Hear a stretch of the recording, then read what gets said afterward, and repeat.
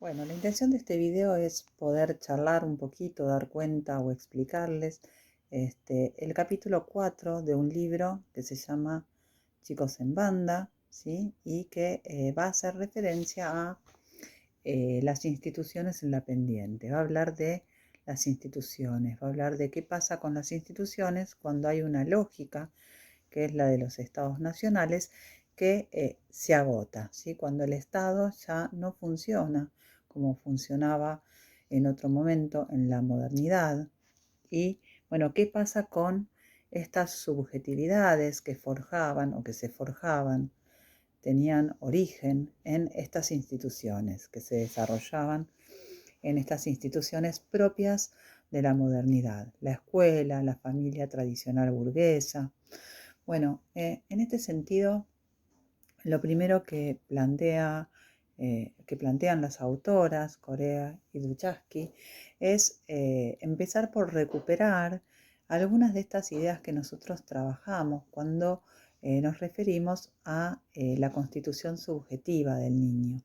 Allí nosotros partíamos de considerar a esta constitución no como un hecho que pudiésemos pensar determinado naturalmente, sino como un proceso que requería necesariamente de el vínculo con un otro, de un vínculo con un otro, de una relación simbólica. La constitución del sujeto la pensamos como un hecho simbólico y cultural, posibilitado justamente por un encuentro con un otro que va a ser condición y posibilidad de que exista esa constitución subjetiva, de que un sujeto se constituya. Que se constituya o no es sí o sí, ¿sí? Que se logre constituir un sujeto es sí o sí con el otro. La constitución se encontraba entonces mediada por funciones. Habíamos visto que la función materna, la función paterna y la función del campo social tenían un lugar central como posibilitadores de esa constitución, de que esa constitución fuera posible. Función materna y función paterna que tenemos en principio que diferenciar de lo que sería el padre o la madre biológicos, sino que vamos a pensar como funciones o lugares simbólicos encarnados, o sea que quien encarna estas funciones encarna la función que implica ser capaz de sostener a un sujeto, de alojarlo en su deseo, de libidinizarlo, poniendo en marcha o posibilitando la constitución de su psiquismo. Función materna que va a estar ligada, vimos nosotros, a el ejercicio de una violencia simbólica primaria, ya que la madre va a ser quien interprete o codifique el llanto del niño, significándolo. Entonces decimos que es en este encuentro que este otro va a introducir algo diferente de el orden biológico, algo distinto de lo biológico, ligado a la posibilidad de instalación del sujeto en la sexualidad. La instalación de la sexualidad como pulsión, como esa cantidad, como esa energía vital que mueve al sujeto y que va a mover también a la complejización de ese psiquismo incipiente que está constituyéndose. Pero la madre, además de libidinizar al niño, cumple también una función identificatoria, ¿sí? Posibilita que ese niño se identifique creando sentidos que nombran los diferentes estados por los que ese niño atraviesa. Bueno, ¿cuál será el papel que cumple el padre como función en este proceso? El padre funciona en tanto representante de la ley, el padre que también es una función, es un lugar simbólico, opera como representante de la ley, opera una interdicción, opera un corte con la madre y está a cargo de la transmisión de la ley, del legado. Es el primer representante del discurso social. Va a ofrecer para reparar esa pérdida que implica ese corte con la madre o esa ruptura de esa simbiosis, va a ofrecer objetos sustitutos, ¿sí? Que van a permitir que el niño no quede en la ausencia total de referentes frente a esa pérdida o a ese corte que opera. Estas ideas las va a empezar a trabajar o las va a empezar a vincular o articular a la familia o esta concepción de familia tradicional como construcción social, considerada como un eslabón o célula básica de la sociedad, como un lugar de protección, como un lugar de cuidado y mediación del mundo para el niño, sino que esta familia que se construía como una especie de matriz regulatoria y subjetiva de los futuros ciudadanos, en algún punto va a estar alterada o va a haber alterada su posibilidad de forjar ciertas subjetividades por una serie de cambios sociales, ¿sí? Cambios sociales que van a estar vinculados o asociados a la caída del Estado-Nación como institución que va a delegar en las instituciones el forjar cierta subjetividad, una subjetividad ciudadana ligada al disciplinamiento de los sujetos, de los cuerpos, de las conciencias de los sujetos. Foucault habla en este sentido de las instituciones disciplinarias. Bueno, los cambios sociales van a estar ligados a la caída de esta lógica del Estado-Nación y va a conllevar o va a traer como consecuencia que se alteren ciertos modelos como el de estas familias tradicionales, ¿sí? Basadas en un orden jerárquico. Estos modelos paterno-filiales, como menciona el texto, se van a ver alterados por los cambios en las sociedades, cambios que van a estar ligados a factores como pueden ser las condiciones laborales, nuevas condiciones laborales o el desempleo, la incertidumbre que surge respecto a aquello que es el futuro más próximo, la ausencia de ciertas protecciones sociales que antes estaban y ya no están, el borramiento o el desdibujamiento de ciertas fronteras que separaban a las generaciones, el adolescente del adulto, del niño, el pasaje que se da del saber a la información, entre otros cambios, ¿no? Todos estos cambios, con estos cambios van a surgir, según plantea el texto, nuevas formas de familia y nuevas formas de sujetos, digamos, nuevas subjetividades, ¿sí? Nuevas formas de familia que rompen este modelo tradicional, paterno-filial, y esto va a dar lugar a formas de subjetivación, a subjetividades nuevas y diferentes. Habrá que pensar entonces o repensar esta categoría de familia, ya que van a surgir nuevas maneras de vincularse que van a poner en juego la eficacia de las figuras portadoras de esta autoridad simbólica. Este dispositivo tradicional de familia, va a plantear la autora, que está agotado en su función de patrón referencial estable. Esto va a dar lugar a diferentes modos de subjetivación, a modalidades subjetivas que la autora va a nombrar como la desubjetivación, la resistencia o la invención.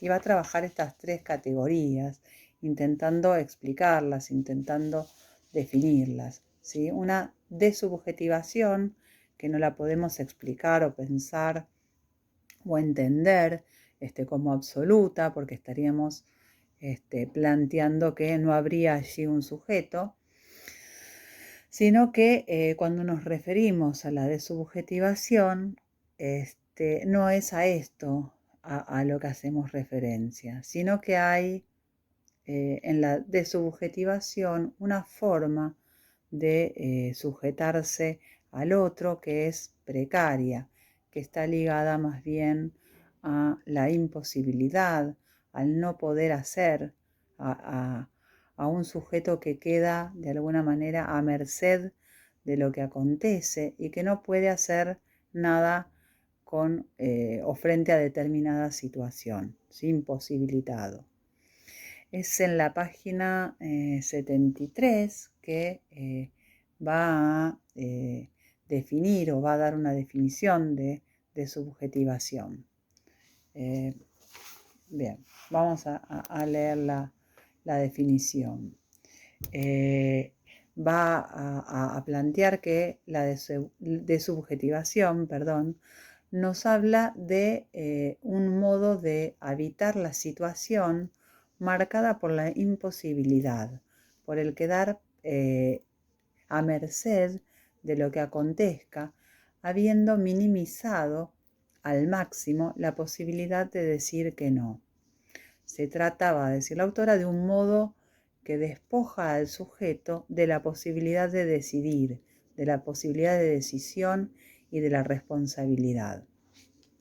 En este sentido, la autora va a hacer referencia a un conjunto de situaciones de desamparo, un conjunto de situaciones de exclusión social, de desamparo social y de desamparo económico, en las que el sujeto se encuentra imposibilitado y a merced de aquello que acontece, sin relación a un otro que le permita o sin relación a un otro que le posibilite hacer otra cosa con aquello que acontece. Es un lugar de muchísima fragilidad subjetiva. En el entorno familiar aparece esta idea de la simetrización, ¿sí? Se desdibuja esa simetría de lugares o aparece este cambio que tiene que ver con la simetrización, con la indiferenciación de los lugares tradicionales, ¿sí? Madre, hijo, padre, con la consecuente disolución de estos lugares de protección y de autoridad que antes estaban a cargo de estos adultos, ¿sí? Y esto constituye condiciones de desubjetivación, la pérdida de estos lugares de protección, de autoridad, los podemos pensar en el entorno familiar como constituyendo condiciones de desubjetivación ligadas a la pérdida de referentes, ¿sí? Estos referentes adultos en los cuales el sujeto podía de alguna manera anclar, estas referentes que tenían que ver con lo prohibido, con lo permitido, con lo legal, con lo ilegal, ¿sí? Esta ausencia de sostén, de protección del adulto hacia el niño. Otra forma de subjetividad que va a trabajar la autora es la que va a nombrar como resistencia, ¿sí? Que en la familia aparece como impidiendo o no pudiendo soltar al niño ni pudiendo prepararlo para su entrada al mundo social, ¿sí? Son familias que se resisten al cambio, que se muestran resistentes al cambio, que guardan al niño, que lo retienen o lo sostienen en un universo o en un mundo endogámico. Es una resistencia que se presenta de alguna manera como una actitud de defensa frente a los riesgos que acechan a la existencia. La familia procura dilatar, ¿sí? Extender, postergar la salida del niño o el joven como una forma de no despegue, ¿no? Como una forma que de alguna manera imposibilita la autonomía de este sujeto. Otra forma de subjetivación a la que se va a referir la autora es la invención. La invención está ligada a el poder hacer, al poder generar recursos para evitar una situación, para poder hacer otra cosa ante la imposibilidad o ante estas situaciones de borde, ¿sí? Frente a la imposibilidad o frente a el no poder con esa situación. Situaciones que son imposibilitantes y que de alguna manera la subjetivación lo que permite es poder crear, ¿sí? Una situación habitable, una situación vivible. Dice la autora en la conclusión respecto a esta operación de subjetivación, dice: cuando las referencias que sostienen a un sujeto en el devenir de su existencia se han vuelto frágiles, la vida se torna un hacerse a sí mismo cada vez. ¿Sí? Nosotros podemos pensarlo como un inventarse cada vez. De ahí el nombre de esta estrategia, ¿no? Como invención. Estas formas de subjetivación va a empezar la autora a vincularla a las instituciones, y dentro de las instituciones va a referirse o va a tomar especialmente a la escuela como institución.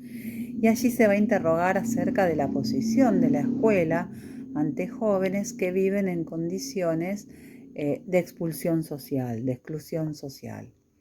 Y va a retomar en ese sentido, para pensar a la escuela, estas tres categorías que ya estuvimos explicando: la de subjetivación, la resistencia y la invención.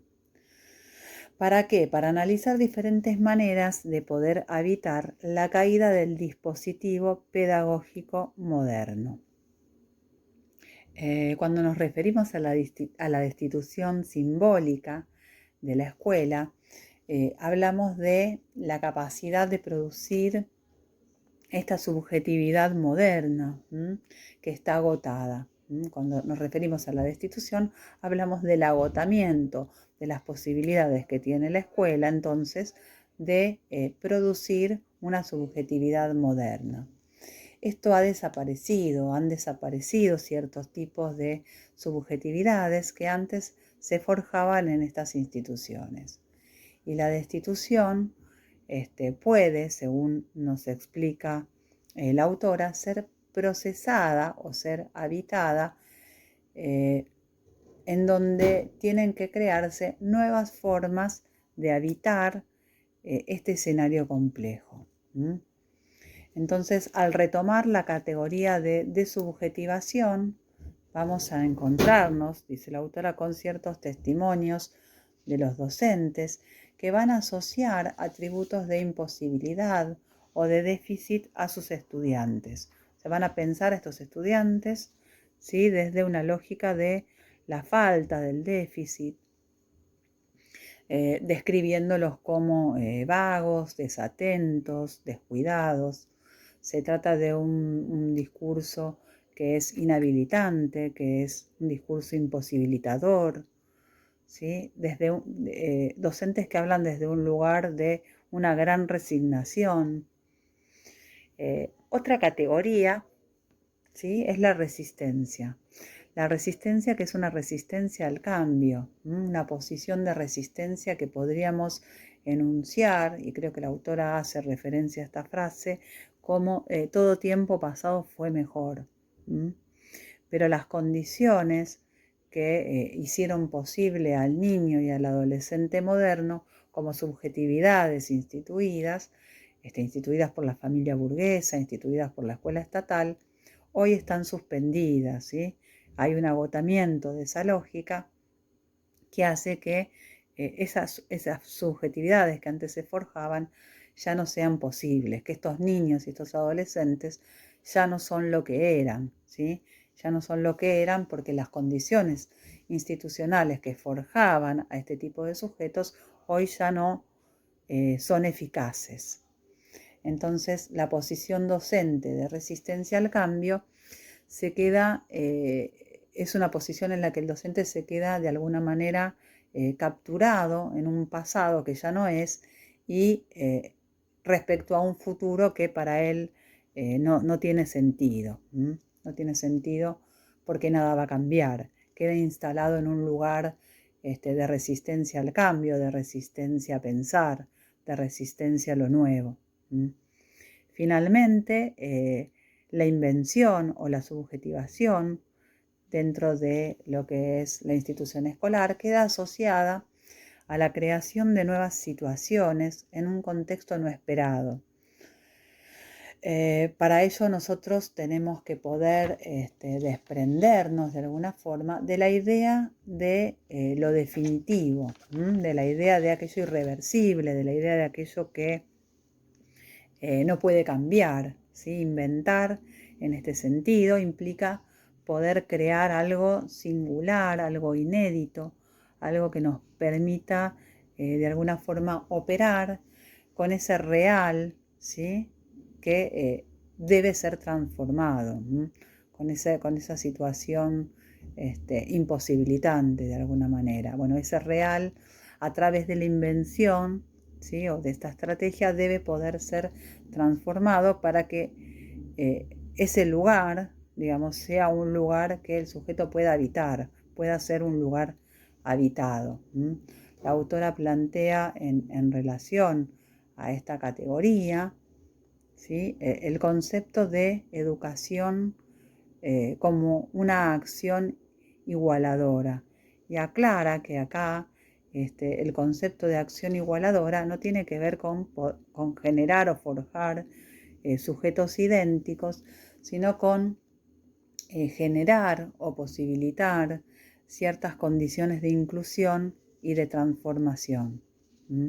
El texto acá incluye varios ejemplos que están ligados y asociados a estas estrategias, que los invito a que los lean, pero me parece que en el contexto en el que estamos transitando sería interesante pensar en la invención como estrategia frente a la educación en tiempos de pandemia.